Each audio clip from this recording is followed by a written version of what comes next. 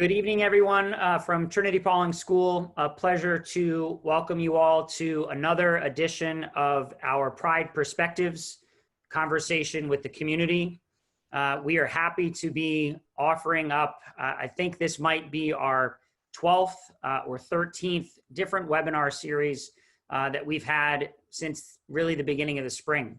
And as we've been talking about this for months, and something that Headmaster Taylor has, I've sort of taken this phrase from him, but with crisis comes opportunity.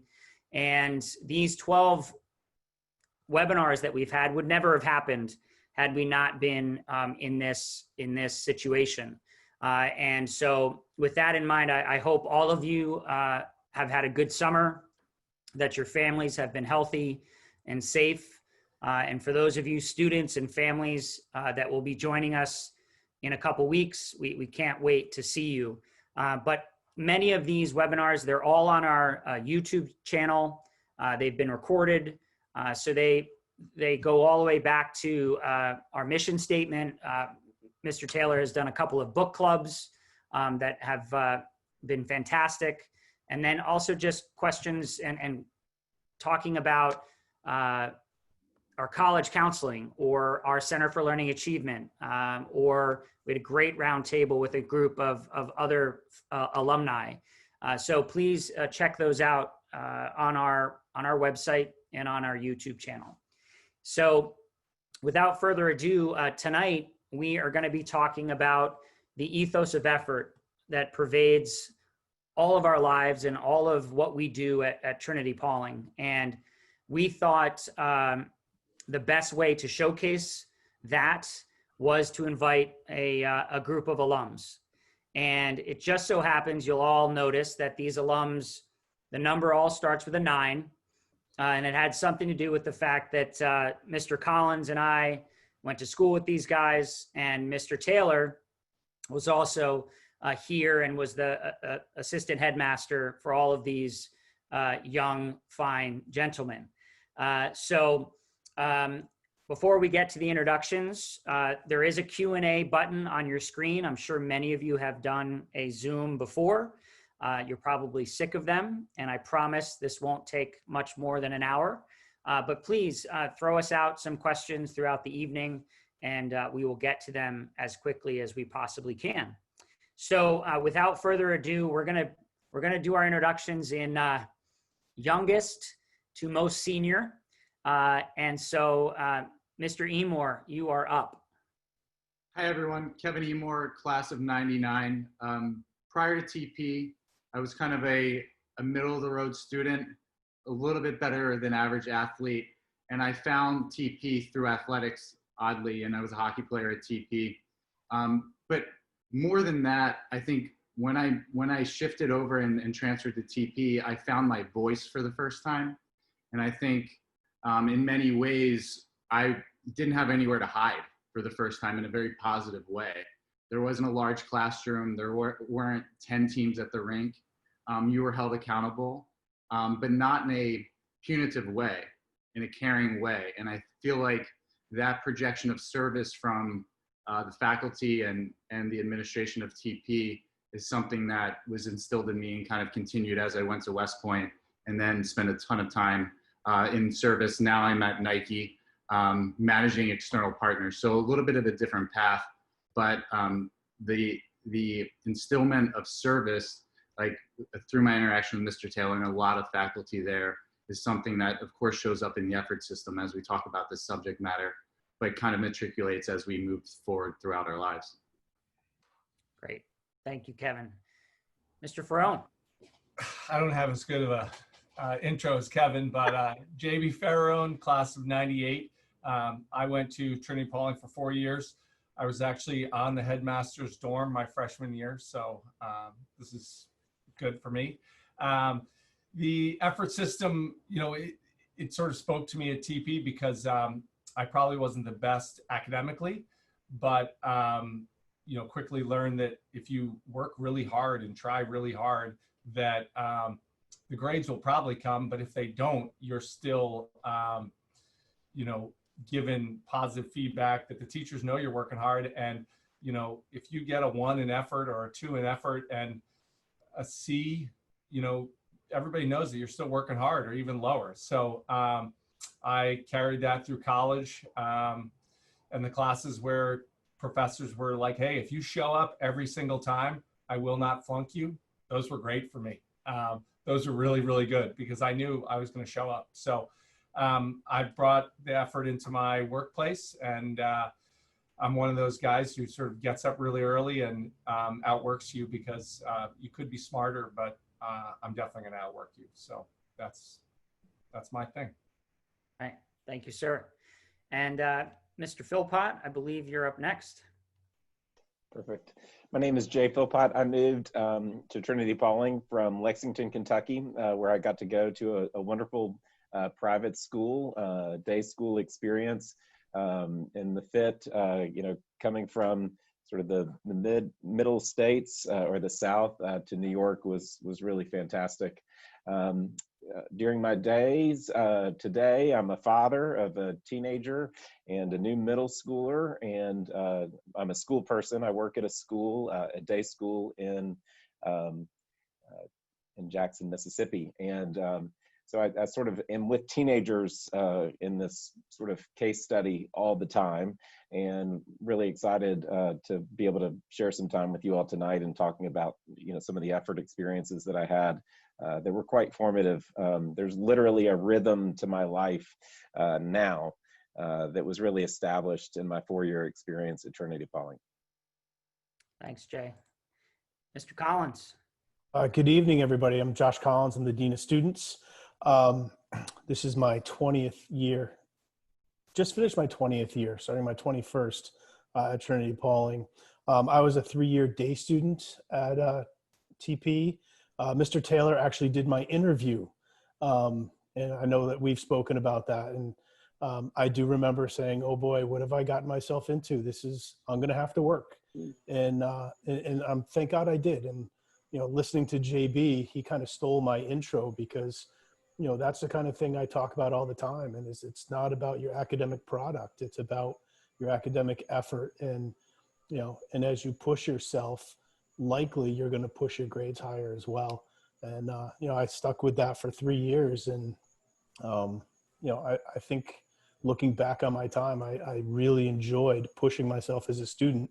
Not that I was the best student, but I did enjoy pushing myself in that area, you know. You know, and you know, I think I push kids now as the Dean of Students because I know what it did for me, and I want them to get the same thing out of it that I did, and to take advantage of it. And you know, I definitely push the kids, you know, hopefully in a good way, so they get out of Trinity-Pawling what I did. Thanks, Josh. And last but not least, Mr. Mevs. So going last is a disadvantage. I thought it would help me going last so I could hear what everybody said and I could steal a little bit of it. My name's Osei Mevs. I graduated in 1994. I grew up in New York City. I am currently in Brentwood, Tennessee. Trinity-Pawling is a extremely special place to be. Things like the effort system, the culture that's part of the effort system, it leads you just in a different educational path than you're going to get at different schools. And I know we're going to cover a lot of topics about the effort system, but it drives what I do today. When I do mid-year reviews, when I mentor somebody, nearly everybody I meet is smart.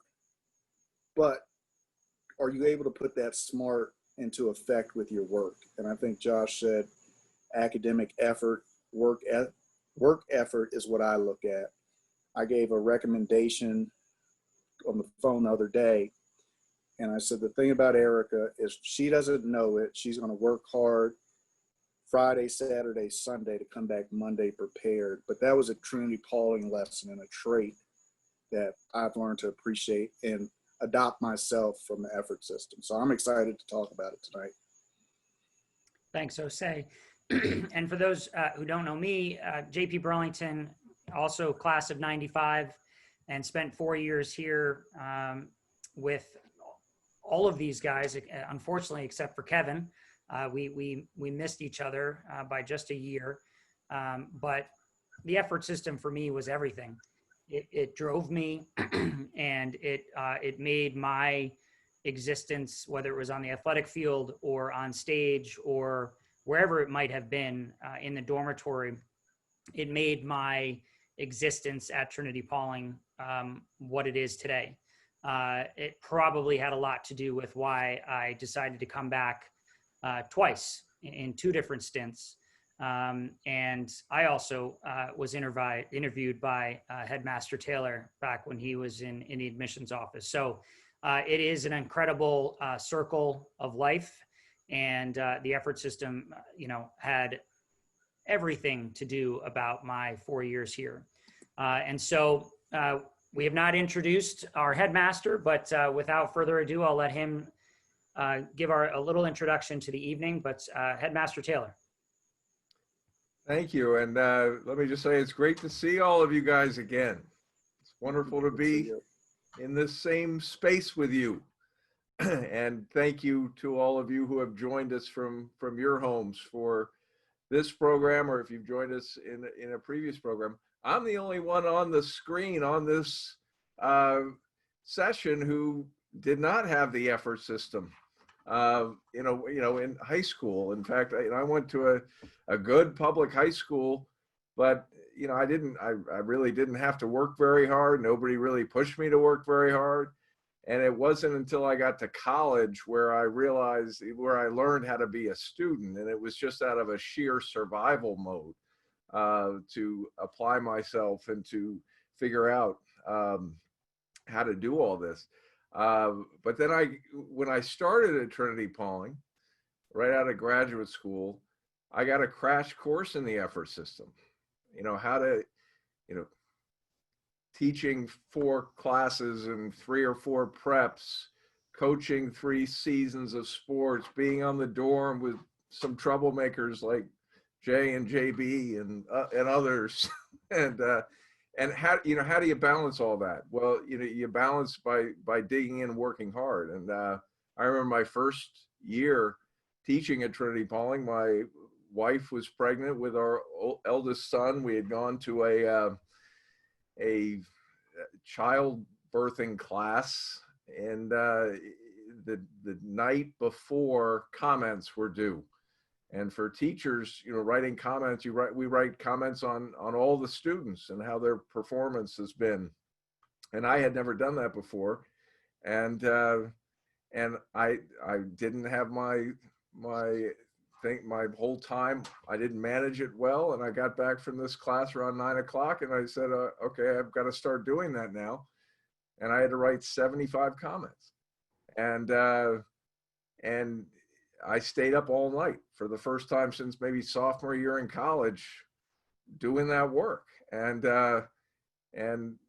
because the motivating factor was not necessarily the effort system, but for a faculty member, it was the wrath of the headmaster if you didn't meet a deadline. And that would have been Phil Smith at the time. So it was a motivating factor.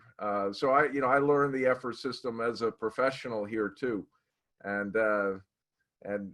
learn how to just apply myself to get many things done. So and that seems to be a good launching off part. We'll talk about what your experience was here, but how have you found your relationship with the effort system, or with this ethos of effort? How does that manifest itself for each of you professionally and personally as an adult? Kevin, let's start with you. Sure. Well, I have a very specific example that I was just revisiting today with work. I manage a lot of our external partnerships at Nike, and we were running into the issue of setting lofty goals for our partners and incentivizing them financially. But a lot of our partners were not going after that work because the expectations were too lofty. So I came up with the idea of, and basically stole it from my experience at the TP, to incentivize effort. So if you're contributing or creating movement in that particular function, that you were rewarded incrementally for that. And so, and it was pretty successful. People kind of bought into it because the odd thing is it increases and encourages innovation. So we have this really challenging goal that we have set. They don't even know how to start. I mean, they might be starting a new program, but they're actually going to be incentivized to go after the work because they are given rewards kind of incrementally. Whereas in the past, they had just kind of left that on the table and gone out after different sorts of work. So today I had a conversation with someone where they said, you know, effort isn't really a business term. We don't really reward, in the corporate world, we typically reward the outcome. So what is the outcome of effort? And the conversation that we arrived at was, we're going to use the term growth because it leads perfectly in that. And by rewarding people's effort and not just achievement, we encourage people to continue to revisit things that they might not have been successful at. And that's, you know, if we talk about the principle of an all boys school or a co-ed school, it's irrelevant. It's to help our students grow. And the effort system really contributes to that. And I didn't really realize it until maybe today. It's almost a part of that secret sauce at Trinity-Pawling. I think, you know, there are different iterations today, and I know that my 96 experience, it might look different now. But, you know, I started every day with a work assignment on campus. Cleaning a classroom or dishes were my favorite, down in the dining hall, because you could knock that out and kind of go back and get a nap perhaps before your next class. There was, you know, meals with classmates, time to study, required sports where you could really learn and grow.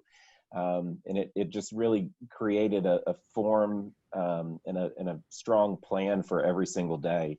You know, with 6 days of classes and chapel on the weekends, you know, there was a rhythm that really prepared, I think, me for a future as a person and as an employee as well.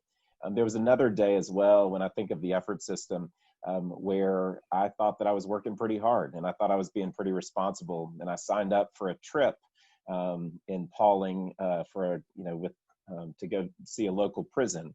And I called the teacher because I realized just how much work I had to do that weekend. And the teacher was also the chaplain, and he said, you know, today we're going to grow the size of your plate, because I was trying to cancel because I just felt like I had too much work that weekend. And he said, you know, the next time you sign on for something, you know, you'll realize how important your name is. And it was one of those formative experiences in my life where, you know, you sort of realize, you know, what are my responsibilities for the day? What's the amount of work I need to get done? And in those times when you need to really burn the candle at both ends to follow through. And I track that back, obviously, to Trinity-Pawling and the effort system. JP, I had a boss who told me, if you want to make a lot of money, you cannot be confined by 9 to 5, right? Or if you want to be a leader, you can't be confined by 9 to 5. Your work day, your effort is going to have to bleed over into other areas. And again, when you're in these roles and you've gone out and worked and you've been promoted, you're with really smart people. And what I'm seeing a lot, and I'm identifying it, is a lot of people don't know how to work and then how to put effort into that work. And going into TP, the kids who were really good at something, they knew how to work and they put effort into it. I talked to him the other day, but Ishimu Evans, I remember Chris Kelly, our basketball coach, said he was the best player on the team and he was the hardest worker. I think that's the ultimate compliment. And when you're looking to bring people into your business, you're looking for really smart people who work hard. And the effort system brings that together. I mean, if I remember correctly, the folks in group 1 always had strong GPAs. There may have been some folks who were just brilliant and could get A's, but the Hank Simmons of the world, they were able, the Darrell Rubensteins, they were able to put those smarts together and work through physics, right? They were able to reach out to teachers and ask for help. So, when you go into a professional setting, you're going to need to bring all those things, because there's going to be a kid from Harvard, there's going to be a kid from, whatever school there is, but no matter where you went to school, your effort is going to separate you. And you may not think people are observing that, but it comes through loud and clear. We expect you to get the right answer, but are you the last one out the door? Are you the first one there? And what are you doing throughout the day? Someone is always watching your effort. Yeah, I mean, I'll jump on that one. For me, professionally, you can be in a big room with people, and you're pretty much 100% of the time, you're not the smartest person in the room, but I find myself in these rooms thinking that I could definitely work the hardest or be the hardest worker for sure. I never think I could be the smartest person in the room, but I think that's an important thing, is that outworking people and just getting up earlier, staying later, those are the critical things. Definitely in my industry, we build homes. Construction is one of those things that, we're not cracking atoms. It's not, brain surgery, but what it is it's a lot of hard work and a lot of long hours. And if most people are spending 8 hours at the job and you spend 10 hours at the job, it really, really shows up. So that's where I think just the hard work comes into. And I would just add something that it's so funny how Jay used burning the candle at both ends, because I know my advisor, it may have been the same person, Mr. Perkins, Clarence Perkins was, I don't know if that was the chaplain you were referring to, but he told me, as he was my advisor junior year, that I was doing too much because I just loved every aspect that I had here to be able to dive into. But sometimes, you also have to realize the limitations of what you can do on a campus like this. And so that was something interesting that I remember vividly. But another aspect of freshman year in college, trying out for the soccer team, I wasn't a recruited athlete. I just found out that I could show up for preseason. And as JB said, I was not the best soccer player in that freshman recruiting class. Hadn't been recruited, wasn't thought of, wasn't even in the picture. But what I learned at Trinity-Pawling is, I might not have been the best goal scorer. I might not have had the best skills, but I outworked everybody on the field. And that's something that, whether it's the classroom or the athletic field, those are moments that, I'll remember that forever, because I did beat out one of the recruited freshmen. And that was, again, about the effort that I showed on the field.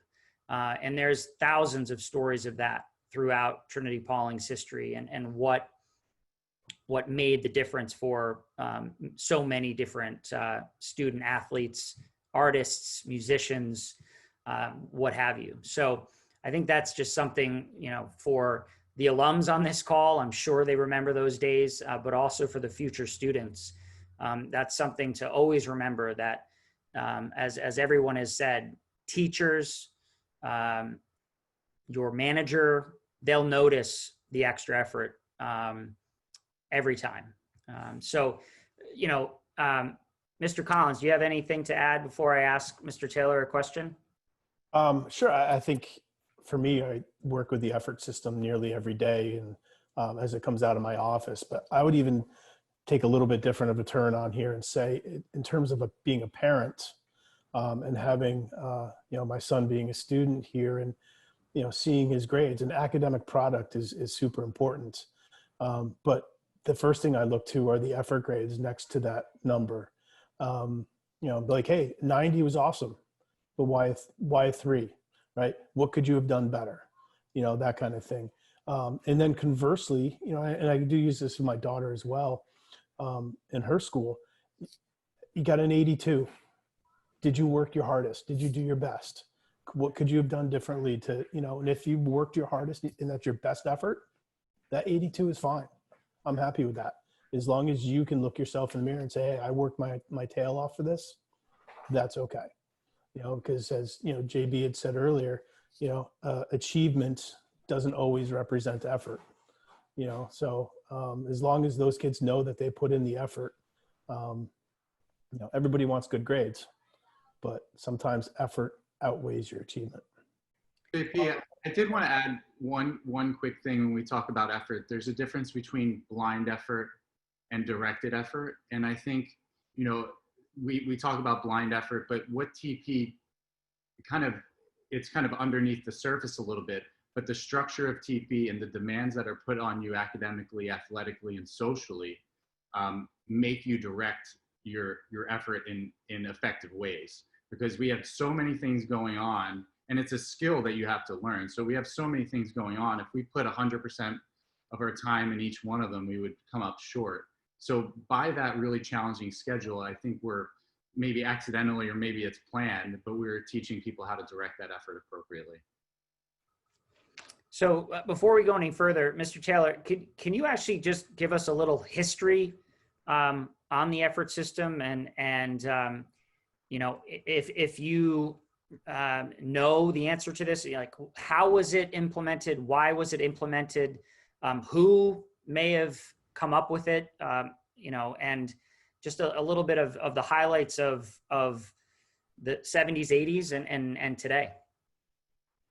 Sure, it's really interesting because you know, I've said, well, let me answer your specific question first. It started, the effort system as it exists today started in the 1970s, and it started under the leadership of Headmaster Philip Smith, who began his tenure as headmaster in 1970, and he had a 20-year tenure.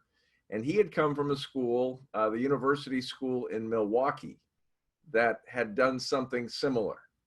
And so he had taken what that school had done to recognize and presumably reward hard work, and applied it here.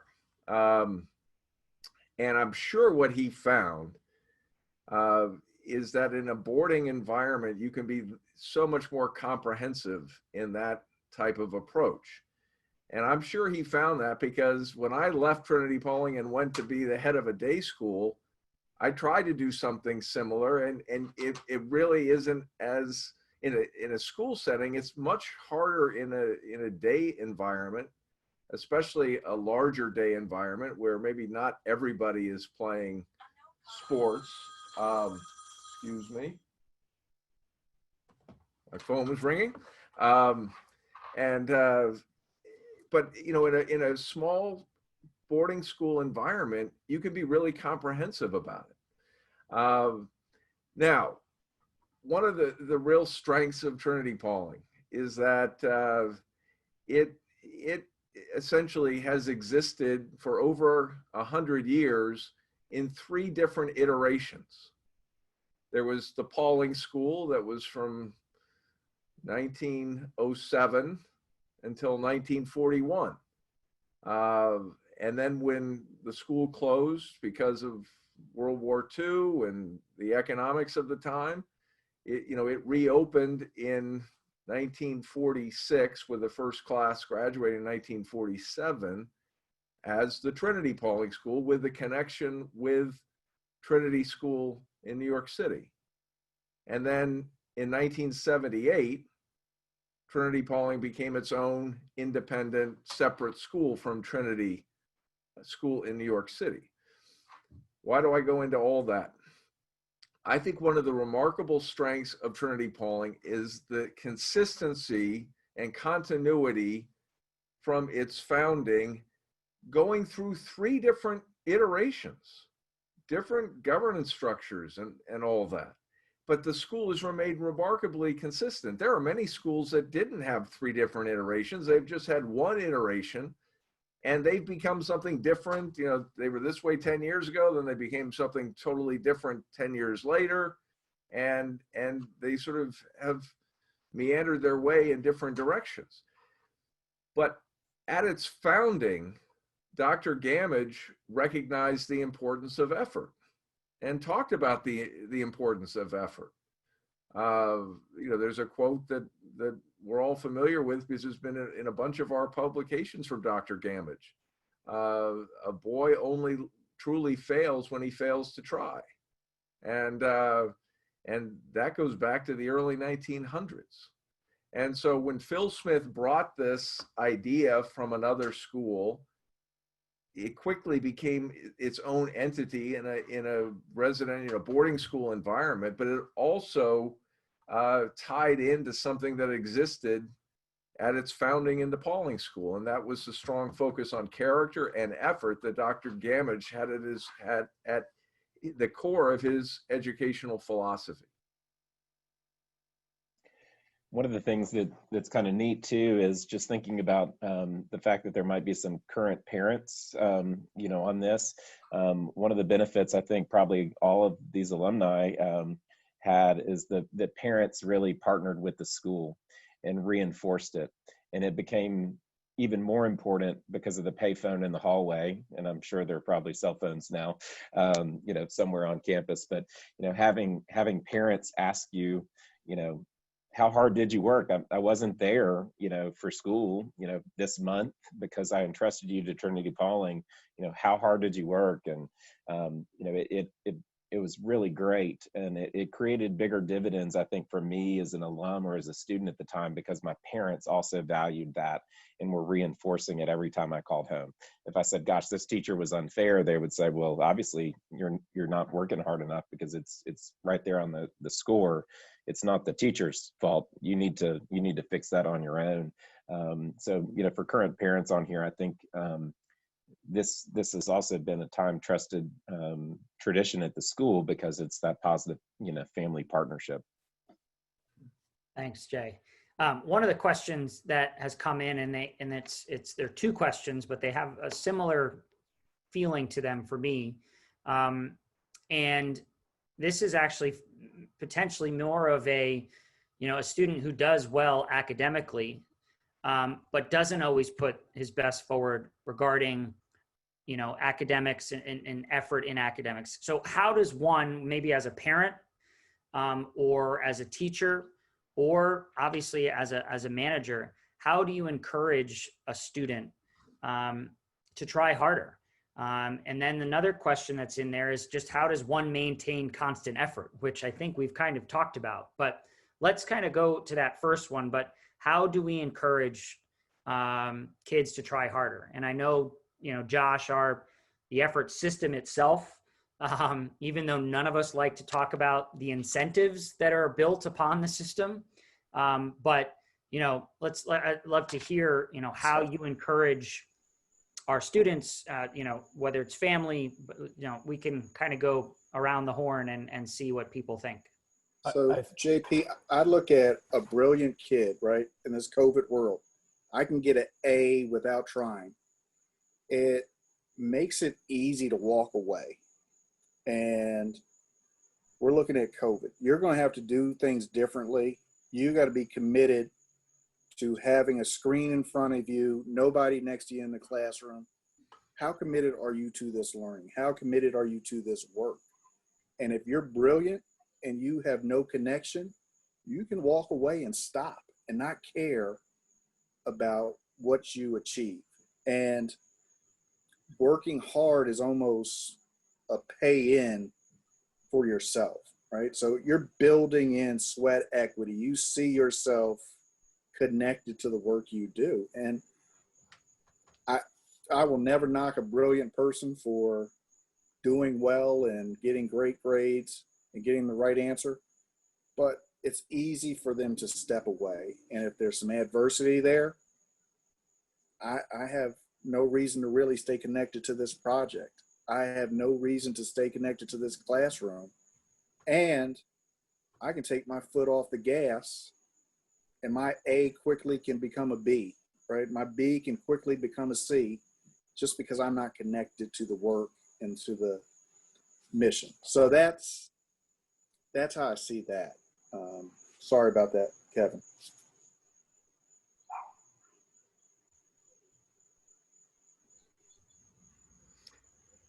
You know, I'll answer part of that question, you know, from the perspective as a headmaster working with faculty. You know, when we have new faculty coming in to teach at Trinity-Pawling, you know, we'll talk about how the effort system can make them better teachers. Because, you know, if you know, you're going to calibrate your focus on each individual student and how hard they're trying. And if you've got a student that is succeeding in certain areas, a good teacher is going to say, okay, how can I have that student grow and dig deeper? And then be specific in telling that student, this is how you can even grow, to, you know, to use Kevin's terminology, you can grow by doing this in a different way. I want to see you apply yourself in this way. You've got this figured out over here, but now I want to see you apply this in this area. Classic example is you know, a student who can write really well and doesn't speak in class, or vice versa. And you work on those communication strategies. So for a teacher, it becomes a marvelous vehicle to become a better teacher and to be a more student-centered teacher. The only thing I would add there is, you know, the onus is on parents, faculty, alumni to speed up the system, not slow down. And so I think there's opportunity to, it's about, you know, one, there's kids don't fall through the cracks at TP. So that's not a normal consideration in a normal environment. In a broader environment, how do you keep people from falling through the cracks if things are moving slowly? And that's about developing an agile system. And I think the more agile your system is, and in this case, your curriculum, the easier it is for it to shift towards emerging challenges or existing ones. We talked about COVID, and COVID is the new existing emerging challenge kind of all in one. So how are we keeping our programs flexible and agile in order to pivot towards the needs of a particular student or the needs to the entire student body in this case? I think JP started to allude to sort of restrictions and privileges associated with the effort system. But for me, I feel like that's the last resort, is to present the kid with those types of situations. I think it's better, and I think a faculty do this as well, with getting to know the kids, getting to know who they are, you know, asking them, what are their goals? How are you going to achieve them? And typically those kids come up with those answers themselves, and they know what their goals are. They know how to achieve it, you know, and say, well, there you go. You've just laid out your path for achievement and doing better, without having me say, hey, if you don't do this, then there's study hall, or then there's required this, or that you can't do this. It's getting the kids to realize, you know, their path without having to throw the restrictions at them first. Well, and it's interesting, you know, Osei, we've all brought up the academically gifted kid, and it was so funny. I just remember this we all know in this group, those kids that we went to school with that didn't have to study for a test, didn't have to go to extra help, got 14 to 1600 on any of the scores, but were in group 4 and 5. And, you know, Mr. Taylor, obviously he had a lot of those guys, I'm sure, on his mind. My classmates, I know of one that we just had a Zoom with a couple of months ago that, you know, he said that everything, even though he was a pain in the tush, everything that he learned at Trinity-Pawling made him who he is now. But it was just so interesting, those guys. I was jealous of those kids because they were just so smart. But then when I thought about that they didn't put any effort into anything they did, that gave me I was like, wait, that's not who I want to be. I mean, sure, would I love to be able to not study for anything and do well? That would be nice. But it didn't show me any of the character of who they were.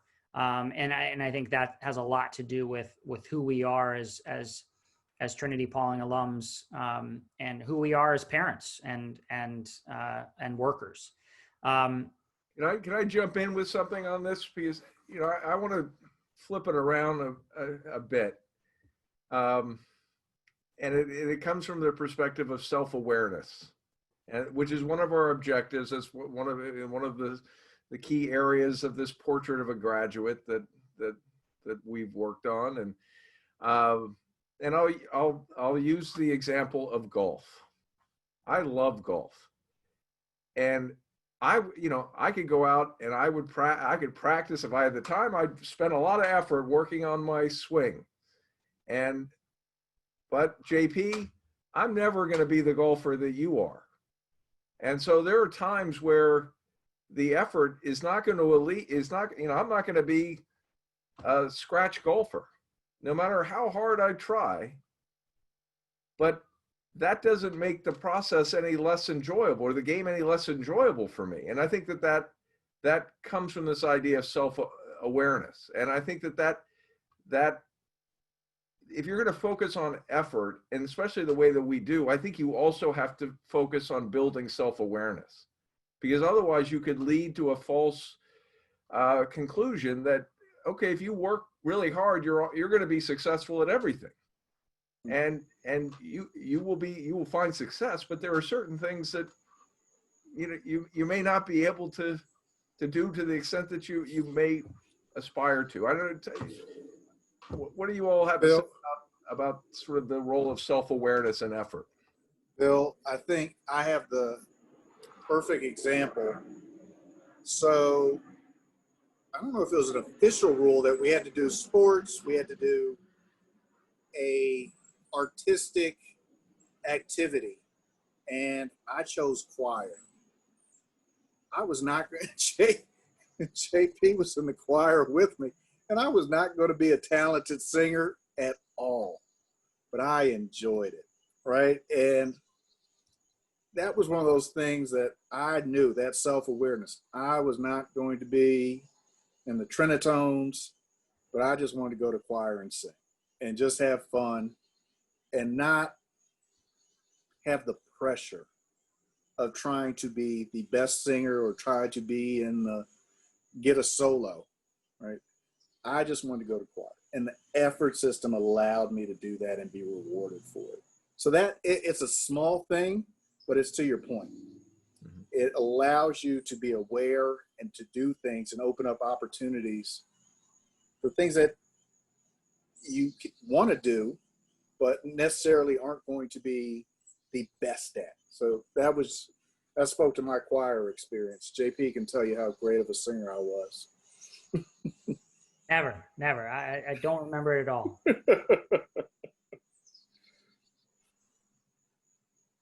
Well, as we're talking about self-awareness and we're talking about sports, one of the questions that come up is what would happen if someone is not putting in their best effort? And I would assume that means maybe all around, academically, just effort system in general, and they're playing a sport. And, I believe many of you all of you were athletes in some way, shape, or form. Many of you, and I know you're laughing, Jay Philpott, because I was trying to say it nicely. I just didn't know how. Everybody but Jay was a varsity athlete at Trinity-Pawling. And I'm sure that to do that, they worked their tails off. But there were teammates that didn't always, or there were teammates that you had on their team, but maybe we're in group 3 or 4. And I think, Josh, maybe you can answer this question first, just in Well, terms. JP, I kind of feel like I might need to go first here. Yeah. With my outstanding sports career at Trinity-Pawling, if that's all right with the moderator. Oh, go ahead. You know, I think one of the great things about Trinity-Pawling is the ability to sort of find your way. And so my freshman year was on the football team, which was not the right spot. And I remember conversations with coaches and others and knowing that I had to do a fall sport. So the next year I tried cross country, and that was not a good fit either.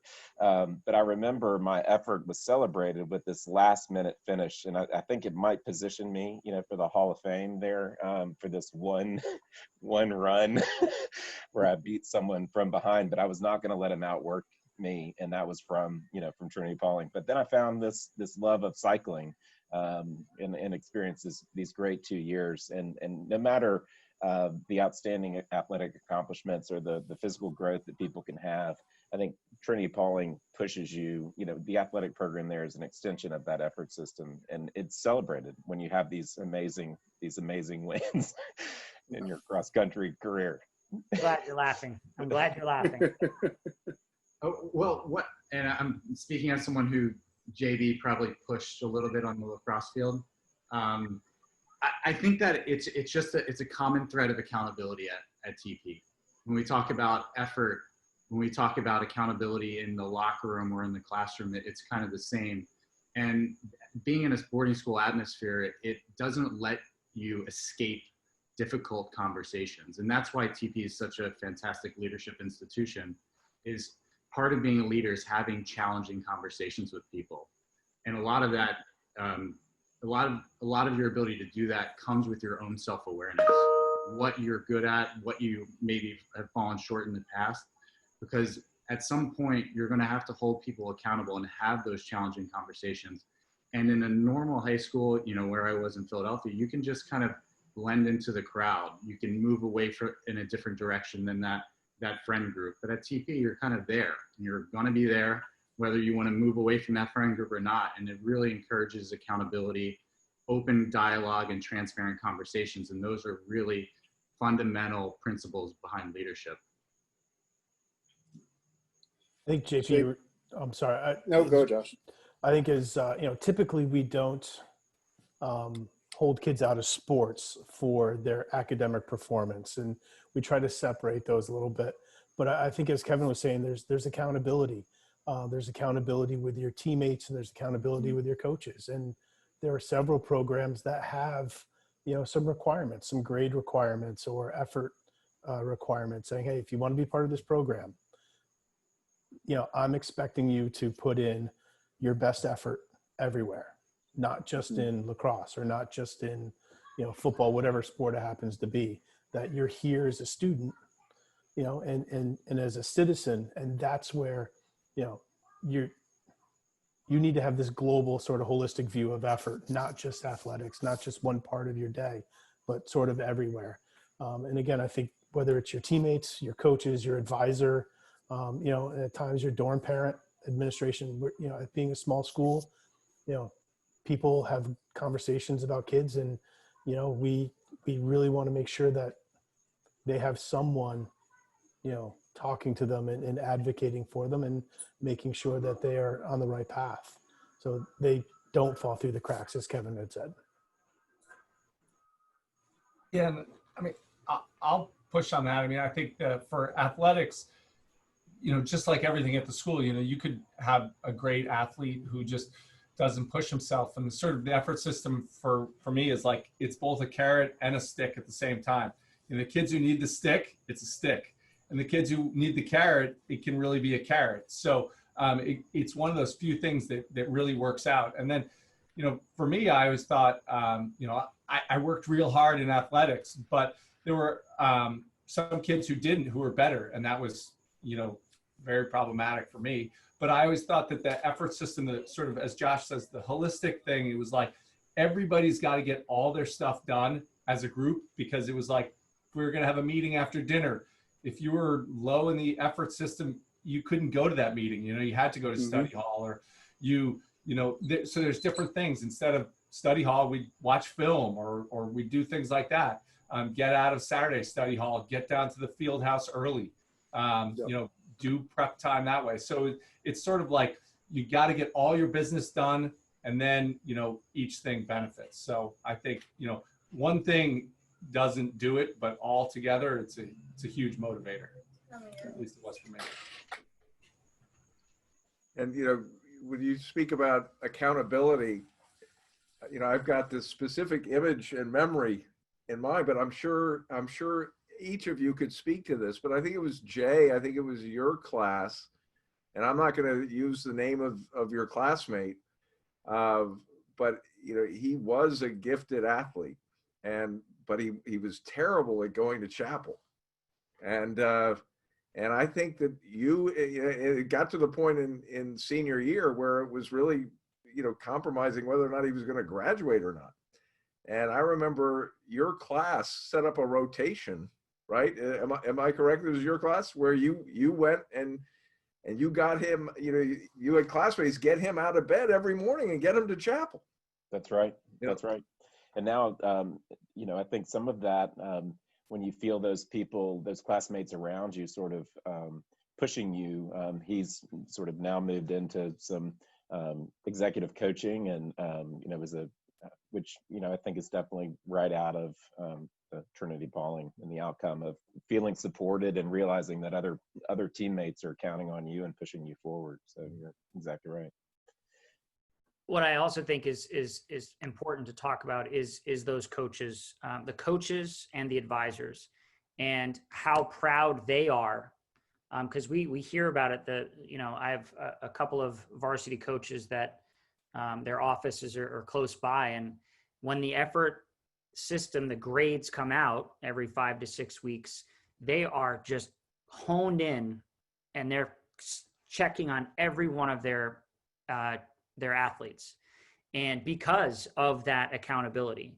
And the moment that, obviously as an advisor, you're checking on your kids, but the moment that one of those athletes slips a little bit, I know that there's going to be a meeting happening at 2:00 that afternoon. And so we talked about nobody falling through the cracks, and there's many different systems that we have in place to help with that. But it's not just the teachers. As we know that the faculty at boarding schools, especially at Trinity-Pawling, we call them the triple threat, because they are a part of your life in so many different ways. And that allows us to help push them in different ways, whether that's, as I've said, on the athletic field or in the dormitory. And parents, you'll like this. We do try to teach them how to keep their room clean. Potentially some of those boys on this call have never made their bed before. Well, it's not in our handbook. It's not part of the rule book, but we are going to push them to do that. And those are skills that the boys do undertake early on in their time. And again, not to say that it's perfect. And, when your son comes home for the first time, I promise you, there will be instances where you won't recognize him for the good. And then there'll be times where you say, wait, I thought Trinity-Pawling was gonna fix that. Maybe not after 6 weeks, but there's gonna be a huge change that you'll see in your son after, when Thanksgiving comes around. And it's amazing because, again, the stories that you hear about families and what the effort system does, because again, it's not just about the grades. It's about the holistic aspect of your life at Trinity-Pawling. And Josh, is that, we have 6 or 7 minutes left, but if you could just run through kind of the system in general in a couple minutes, just to remind people of some of the things that we look at. Sure. I try to meet every family that comes through on tours outside my office, where the effort grades are all posted, and go through and explain it. Once the boys explain it, the tour guides. So the breakdown for our effort system is our academic effort. That's the effort you earn besides your grade. in that class is 30% of the effort system of that grade. Your academic product, your 90, 80, 70, whatever happens to be, is 20%. Your citizenship or dorm rating is 15%, athletics is 10, attendance is 10, and your service program is also 10% and follows up with clubs and activities, which is 5. The way I like to explain this is that 80% of our effort system, our effort grades, is controlled by the student. Not everybody is the same student academically, and I know that, and for all of us, we're not all 90 students. We're not all, sometimes we're not all 80 students, or we're good in this class, we're not great in that class. So, taking away 20% of that grade, which is your academics, that kid he can do whatever he wants with that 80%. If he works super hard in the classroom and on dorm and athletics, and it doesn't have to be, for athletics, he doesn't have to be the goal scorer. He doesn't have to be the best player. He could be a thirds player. It doesn't matter about your athletic ability. It's about how are you as a teammate and how are you as a sportsman. Dormitory, same thing. Are you inclusive? Do you make other kids' days better? And I think that's a great thing to think about is, if you want to one on dorm, think about how you make another kid's day better. Attendance, you show up, that's half the battle. That's what gets kids in trouble the most is the attendance. Your service program, all underclassmen have a job, a chore. I don't believe that Jay liked the dish room as much as he let on, but there is some dish room and there's some classroom cleaning. There's taking the trash out of the dorm once a week. It's a small little thing. And then an activity or club. We want kids involved, and there's 30 some different clubs on campus, and everything from mountain biking, which is now a sport, to there's fishing, there's anime, there's robotics, there's chess. The list goes on and on and on. We want kids involved. So really that's your effort system in a nutshell, if you will, from your academic achievement, academic product, citizenship, attendance, athletics, service program, and a club. Yeah. Josh, JP, can I add something in there? And I want to make sure we're clear. We're not saying you're not going to be a good student, but this effort system, pardon me, I have a 10-year-old in the back who doesn't realize I'm on a call. The effort system, if you're a B student and you work a little bit harder, you're going to move to an A student, right? You're going to start getting A minuses and getting A's. So that's what the effort system is. So it's not bad student, we don't care. It's if you're getting C's, you put a little more effort in, you're going to start getting B's. Put more effort in, you're going to start getting A's and A minuses and moving up. So it's all connected to each other. So it's a driver into improving a student's performance. So I know we're saying it's, you don't have to be the best student, but this is moving you to the best students you can be. Agreed. That's right. And a question just popped up quickly about attendance, because I think, the attendance is more for, if you sign up for a club, you should be at that club. If your chapel obviously is a big part of that, or commitments, as Jay said about weekends, you sign up for something, we expect you to go. And so that's an aspect of, a part of the attendance, and also just being late is also part of the attendance piece. So you can accrue lates, which then become absences. And so that's a bit of the piece of the puzzle when it comes to attendance. And in these great final moments of teenage boys, sort of frontal lobes developing, all the brain research we've learned about what kids can learn and what's possible, and creating these frameworks for their future success. Having this friction is so important in these 4 years of having these bumps and bruises and having a bed that's messy and realizing that the reason it's messy is because it's your fault. These are just critical, and Trinity-Pawling just has that special sauce to be able to knock that out. Yeah, and actually, as that's a great way to kind of segue as we finish up. I'd love to just hear from the rest of you as just some closing thoughts on the effort system on Trinity-Pawling. And before I do that, just after Kevin had talked about something from his office at 7:27, I believe this person is an alum of the school, and his quote was, effort is resource that needs to be allocated on the most important things and a key skill that needs to be developed. And TP is the best place to do that. So thank you for that comment. And yeah, just the rest of you, Osei, Kevin, JB, Josh, and then obviously Mr. Taylor will finish up, but any final thoughts? Well, am I starting again? Because I'm the youngest. All right.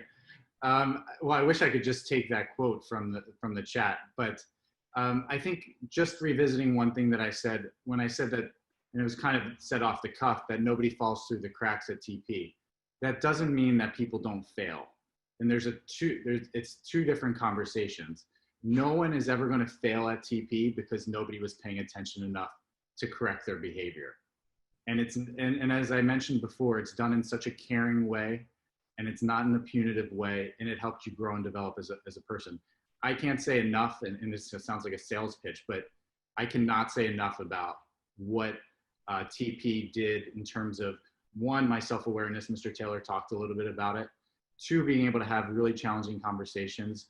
And three, being a part of a team that's constantly growing. I think we've all had experiences on smaller sports teams, but it's not just the people that you graduate, it's the entire community because of those consistent values that run through all parts of the community.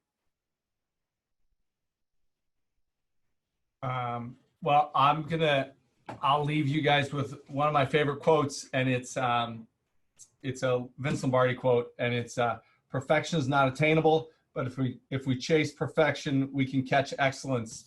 And I keep this on my desk. So I just think it's, whether it's a high school kid or, I'm 41 years old. So for me, it's the same thing. It's just, you work hard, it can't be a bad thing. So.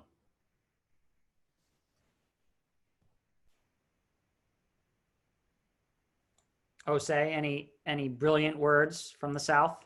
Nothing brilliant, but I just go back to the people I really respect. And, it's things like preparation, the work they put in before a board meeting or before a important conversation.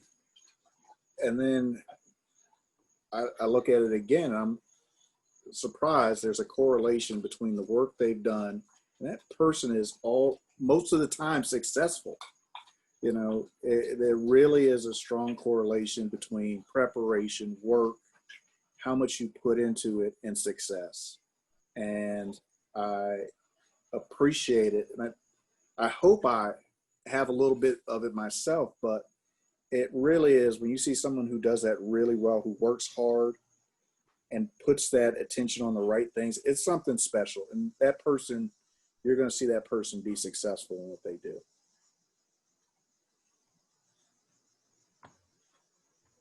Josh, or anything from?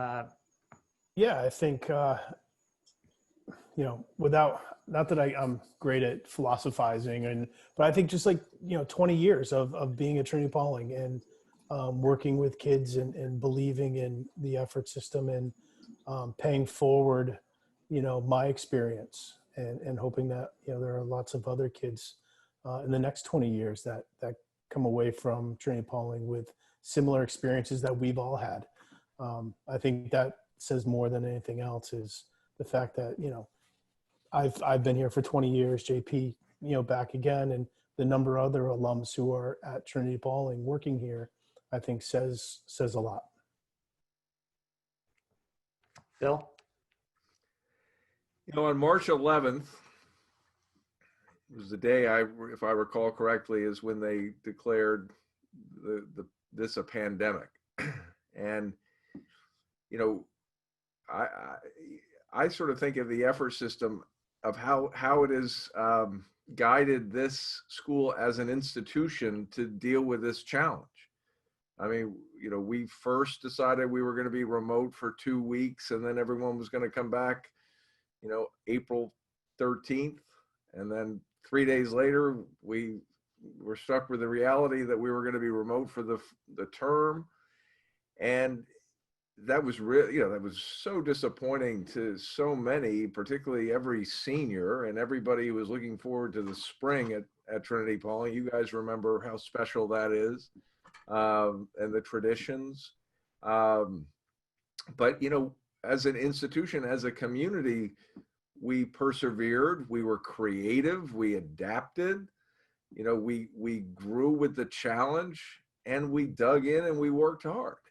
And we created a plan that you know was really successful for the spring. It wasn't what we all wanted, but it was successful in what it had to do. And then, you know, we brought the school year to end, and we started digging in for envisioning how we're going to reopen. And that was a collective, you know, enterprise that really was distinguished by the hard work and the effort of every administrator, every teacher who had to reimagine how they were going to do things. And then, you know, the perseverance, and then the faith of the families that said, okay, this is a robust plan. So, you know, in many ways, we've been, you know, the effort system, and this, I would say in particular, the ethos of effort has been our North Star as we've navigated our way through these waters that are, you know, turbulent and uncertain, with rogue waves that are coming at you all the time. And it, you know, it really has been a force of salvation for how we've managed to navigate these waters. And I cannot imagine being at a school that doesn't have that as a foundational ethos and ethic, because we wouldn't have been able to do this the way we've been able to do it, and we wouldn't be able to have the impact that we've had on kids' lives pre-COVID, during COVID, and post-COVID. So, thank you, Bill. And I have one more little thing that came in from the member of the class of 1984. And he says, I'd also say when the road takes turn and doesn't go your way, you can always go back to what you learned at Trinity-Pawling. Go back to effort as the most important characteristic of yourself. You'll create a new direction. Something I'm living through right now at 55 years old. It is a lifelong survival skill. So I thank you to this, I'm not going to use his name, but I thank this alum for giving us some great quotes for the evening. And I thank our panelists for taking the time to be a part of this webinar tonight, and actually our final summer webinar series. And so I appreciate you all being here. I appreciate Mr. Taylor being here so many times throughout the summer and taking his time away from his family.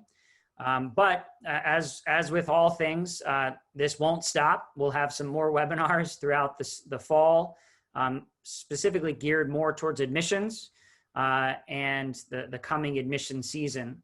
But thank you all for being here on the panel. Thank you for the families that registered.